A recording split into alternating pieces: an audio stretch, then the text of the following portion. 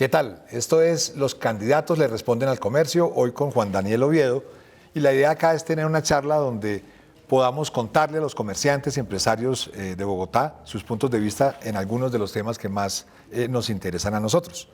Y obviamente nos toca iniciar con el tema de seguridad, el gran flagelo que hoy tenemos todos, desde lo que tiene que ver con extorsión, con robos, con todo, a lo largo y ancho de la ciudad. Y pues usted ha venido hablando de fortalecer la convivencia, del diálogo, de un diálogo estratégico, pero pues la verdad usted es un experto en cifras y yo tengo aquí unas interesantes. Acabamos de hacer una encuesta a los comerciantes y para el 71% de ellos pues no hay seguridad en la localidad donde queda su establecimiento comercial. Y para el 90% en los últimos 4 meses la inseguridad ha venido aumentando. Pero no es solamente percepción. Al 37% de los que encuestamos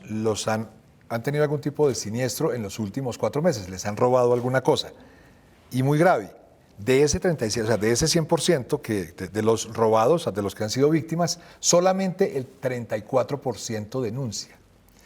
¿Qué se le ocurre hacer con un tema tan complejo como ese? Bueno, Juan Esteban, muchas gracias y muy contento de estar acompañando este espacio de FENALCO. Creo yo que aquí hay uno de los puntos más críticos de la situación de inseguridad en Bogotá,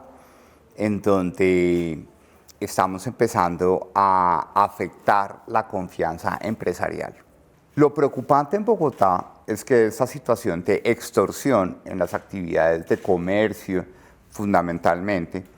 están concentradas también en las localidades en donde estamos viendo crímenes de alto impacto como el hurto a personas, el hurto a celulares y por consiguiente estamos hablando de Ciudad Bolívar, Usme, Kennedy, Bosa y a veces Engativá o a veces Suba. ¿Esto qué significa? Significa que estamos afectando a los empresarios pequeños, a los empresarios que están haciendo su mejor esfuerzo para salir adelante, que están siendo víctimas de extorsión. Más allá de tener una solución global al problema de seguridad, lo que estamos ofreciendo son soluciones ya. Y por eso nosotros estamos proponiendo un modelo gerencial que nos permita en los 100 primeros días de nuestra gestión garantizar que en esas 5 localidades que están siendo afectadas, en este caso por la extorsión, como Bosa, Ciudad Bolívar, Usme, Kennedy, Engativá o Suba, según la situación, podamos tener PMUs 24 horas al día, 7 días a la semana, en donde volquemos la fuerza policial y al mismo tiempo la inteligencia de la DIJÍN y del COSEC para que podamos tener acciones concretas que permitan que los comerciantes se sientan nuevamente seguros y protegidos gracias a la efectividad del trabajo de la Policía Metropolitana de Bogotá. Nuestro componente de seguridad, además de ese componente de efectividad, tiene, como tú lo mencionabas, los elementos de convivencia y de reconciliación, pero aquí, con los comerciantes, necesitamos efectividad y acciones concretas que los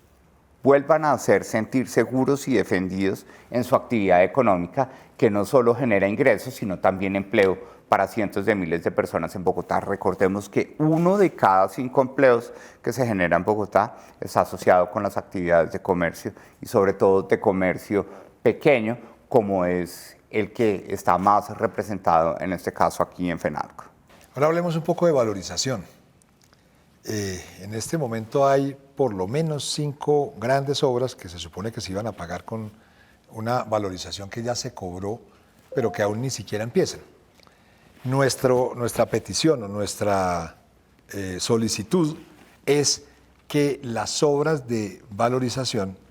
la valorización se cobre cuando se valoricen los inmuebles, cuando sea un hecho, de tal manera que la gente, pues, de una manera u otra, está pagando por algo que ya de una forma u otra recibió y que si por algún motivo tiene algún inconveniente, tiene que vender o hacer algo, pues va a haber ese recurso físicamente, no va a tener el inconveniente que hoy tiene, que es que pagó por algo y la plata pues simplemente no llegó al destino para el cual estaba prevista. ¿Usted estaría dispuesto a trabajar un postpago y no un prepago en términos de valorización? Yo creo que el impuesto de valorización, como fue concebido inicialmente, estuvo pensado como un escenario de confianza, ¿sí? Como lo conocemos coloquialmente, ayúdame que yo te ayudaré. ¿Sí? Entonces la administración pública dice, tenga claro, señor comerciante o señor residente, que su predio va a sufrir una valorización gracias a las obras que yo quiero desarrollar. Por favor, deme caja o deme liquidez para que yo las pueda desarrollar. Aquí, tristemente, la ausencia de supervisión y el principio de efectividad en el desarrollo de las obras de la ciudad, que creo yo que es, después del problema de seguridad, uno de los lunares más importantes de la última administración que estamos viendo, en este caso de la alcaldesa Claudia López, pues esa relación de confianza, de ayúdame que yo te ayudaré, se perdió, que tenemos que reconstruir, y para reconstruirla necesitamos hacer ajustes en el camino y por consiguiente estamos de acuerdo con tener un modelo de valorización postpago y no prepago como lo teníamos inicialmente. Sabemos todos que las obras las tienen que hacer y cuando a un comerciante le dicen que va a pasar una obra por el frente de su establecimiento comercial y que va a durar 3 meses, 6 meses, un año, gústele o no, ese comerciante se prepara para eso. Entonces baja inventarios, tiene que modificar su planta de personal y se prepara para unos meses complejos, difíciles, donde sus ventas van a bajar, pero posteriormente va a tener una mejor posibilidad, porque normalmente estas obras terminan mejorando el sector. El gran problema es que hay veces esos tiempos se doblan o se triplican y ese comerciante termina en bancarrota. Hemos pedido desde Fenalco que se tenga en cuenta la posibilidad de un seguro para que si no cumplen los tiempos, ese lucro cesante, de alguna manera pueda recibirlo el comerciante y no termine en la bancarrota. ¿Qué opina de una propuesta como esta? Yo sí creo que nuestro principio de que el tiempo de todas las personas en Bogotá vale, implica que nosotros seamos capaces, tal y como sucede en grandes capitales del mundo, de establecer 2 caminos. Primero, los modelos de compensación básica por el resarcimiento del lucro cesante que generan las obras en las actividades comerciales, algo que va a ser supremamente importante, por ejemplo, en el corredor de la Séptima, donde tenemos un importante flujo de actividades comerciales, de servicios y hoteleras que van a ser impactados por la obra y por consiguiente estamos comprometidos con esos modelos de compensación, pero también estamos comprometidos con innovar con mecanismos de transferencia de riesgo a través de seguros paramétricos. Yo creo que esta figura es supremamente importante porque si nosotros definimos pólizas de aseguramiento según el porcentaje de avance de las obras, pues vamos a garantizar que cuando ese porcentaje de avance se retrase o esté por debajo del esperado, podamos tener la posibilidad de asignar compensaciones adicionales a los comerciantes que se ven afectados por el retraso de estas obras. En los últimos 10 años, el impuesto predial en Bogotá se ha incrementado el 291%, algo muy por encima del IPC, de costos de vida, de todo lo demás. Ha sido una cosa loca esa actualización. Muchos predios de la ciudad inclusive o están muy justos con el avalúo comercial o inclusive muchos de ellos están por encima. ¿Estaría dispuesto a trabajar en ese tema? Yo creo que el modelo del impuesto predial de Bogotá todavía tiene espacios de mejora. Hay algo que es importante recordarle a todos los comerciantes que nos están viendo en este momento, y es que la alineación entre la información catastral y el impuesto predial en Bogotá es muy precisa, porque Bogotá es líder en materia de levantamiento y actualización de información catastral. Pero lo que sucede, Juan Esteban, es que en el segmento residencial tenemos algunos retrasos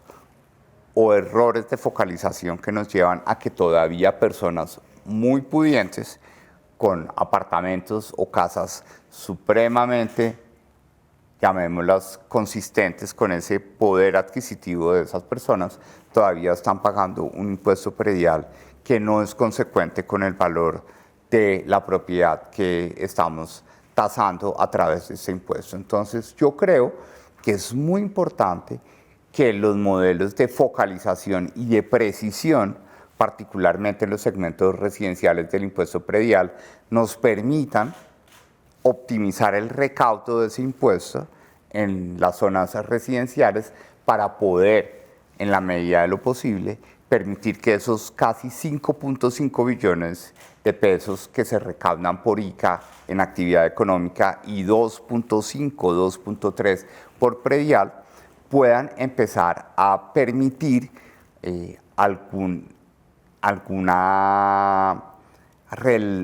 relajamiento de las cargas sobre el impuesto predial en actividad económica. Yo creo que aquí necesitamos reconocer que la actividad económica en Bogotá es fundamental para que nuestro programa de gobierno cumpla la promesa de generar 52 billones de pesos de valor agregado de más dentro del Producto Interno Bruto de Bogotá en 2027 y casi 283.000 empleos que estamos comprometidos a generar de más de los que viene generando Bogotá en su dinámica económica. Entonces, en relación con el impuesto predial, lo que nosotros creemos es que hay que ser mucho más precisos y más finos en la focalización, particularmente en el segmento residencial, para que esto nos permita